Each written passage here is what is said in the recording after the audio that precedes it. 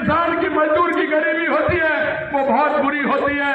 मेरा किसान जब किसी से पैसा लेने के लिए जाता है वो रात के अंधेरे में जाता है, पड़ोसी को भी पता नहीं चले इसलिए लेकर के आता है और अपने बच्चे से कहता है कि जाइए आप मेहनत करिए।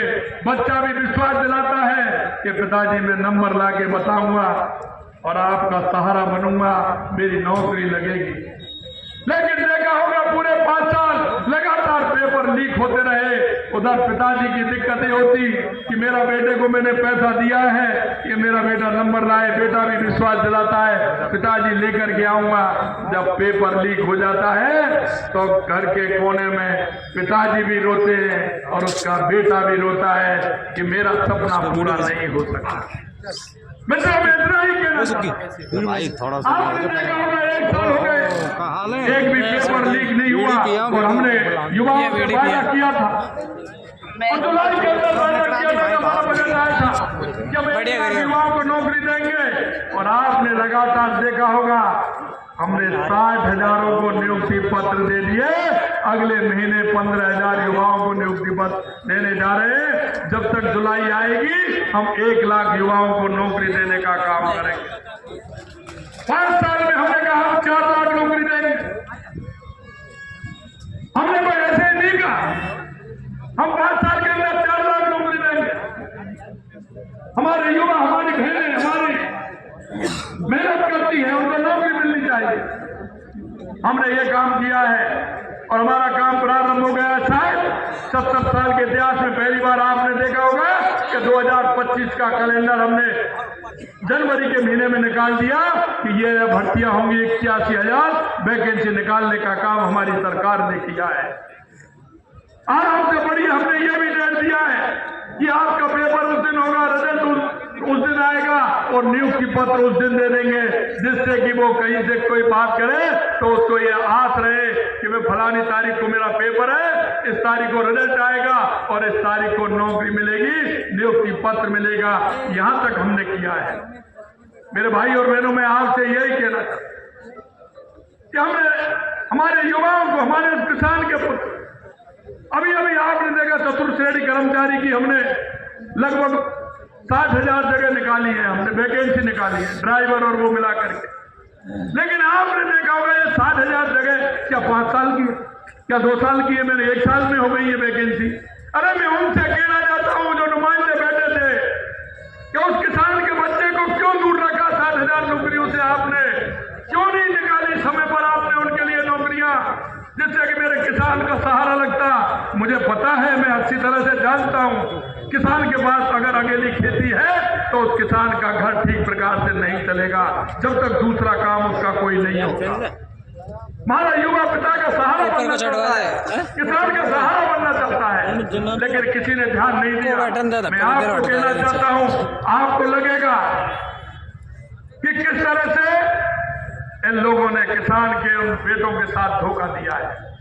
हमने 60,000 जगह निकाल करके और हमने कहा कि इसका नियम भी बनाया और हमने कहा इसको पेपर लीजिए और इस किसान के बच्चे को 60,000 नौकरी दीजिए, वो भी हम देने वाले हैं, ये भी हम बताना चाहते हैं। चौथा हमारा काम था कि हमारे किसान को रोजगार, बेटों को रोजगार कैसे मिले, हमारा उद्योग कैसे चले। हमारा प्राइवेट में हमने 6 लाख नौकरियां देने का वायदा किया और नौकरियों की हम कैसे दें। आपने देखा होगा हमने राजस्थान किया, हम देश के हर प्रदेश में गए, बड़े राजधानियों में गए, वहां हमने हमारी बात रखी कि आप राजस्थान आइए, अपने उद्योग लगाइए, जिससे कि हमारे राजस्थान के लोगों को रोजगार मिले, हमारी बहनों को रोजगार मिले, हमारे भाइयों को रोजगार मिले। और आपने देखा होगा 35 लाख करोड़ रुपए के MOU हमारे राजस्थान में 9 और 10 दिसंबर को हुए। हमारे उद्योग धंधे आएंगे, हमारे लोगों को रोजगार मिलेगा, हमारी बहनें पढ़ी लिखी हैं उनको रोजगार मिलेगा। हमने राजस्थान के माध्यम से और हमने एक काम और किया था, हर डिस्ट्रिक्ट में हमने ये कहा क्या रोजगार लगता है, क्या हो सकता है, उसकी हमने फैसिलिटी देख करके उस काम को भी करने का किया है। इसलिए मैं भाई और कहना चाहता हूं, जो हमने आपसे एक वायदा किया है उस वायदे को निश्चित रूप से हमारी सरकार पूरा करेगी। हमें पता है, हमें देखते हैं, हम आंगनबाड़ी कि हमारे केंद्र थे उनको भी हमने बढ़ाया, लेकिन मैं आपसे कहना चाहता हूं, और वो मैं इसलिए कह रहा हूं कि मैं गांव की स्थिति जानता हूं, उस किसान की जानता हूं। आप देखते हैं हमारी माता बहनें दूध, दही, और ये आप लोग तो वो हैं जो गाय माता की सेवा करते हैं, लेकिन मैं आपको कहना चाहता हूं मेरे भाई और बहनों कि आपने देखा होगा जब सुबह घर में 4, 5, 6 गाय हैं, भैंस हैं, लेकिन जब सुबह टंकी वाला आता है वो पूरा का पूरा दूध को ले जाता है। वो आर्थिक तंगी इस तरह की होती है कि माँ अपने बेटे को दूध पिलाना चाहती है, लेकिन असहाय हो जाती है। जब आर्थिक तंगी से जूझती है वो उस पूरे के पूरे दूध को उसको नाप देती है। मेरे जो नौनिहाल हैं, 3 साल से लेकर के 9 साल तक के जो बच्चे हैं, 4 साल से जो आंगनबाड़ी केंद्रों में जाते हैं, उनको दूध नहीं मिलता है। अगर मेरी पीढ़ी वो कमजोर हो जाएगी तो क्या मेरा देश कमजोर नहीं होगा, प्रदेश कमजोर नहीं होगा, या वो पीढ़ी कमजोर नहीं होगी? हमने कहा कि नहीं, उनको दूध पिलाने का काम हमारी सरकार करेगी, और हमने आंगनबाड़ी केंद्र में 3 दिन उनको नौनिहालों को दूध, गर्म दूध पिलाने का काम हमने किया है। मित्रों, मैं इतना कहना चाहता हूँ, आपकी हर समस्या को जानता, और या पूर्वी राजस्थान की अगर बात करूं तो मैं आपका एक चीज मुझे पता है कि हमारा किसान किस तरह से मेहनत करके अपने घर को चलाता है, किस तरह से वो मेहनत करता है।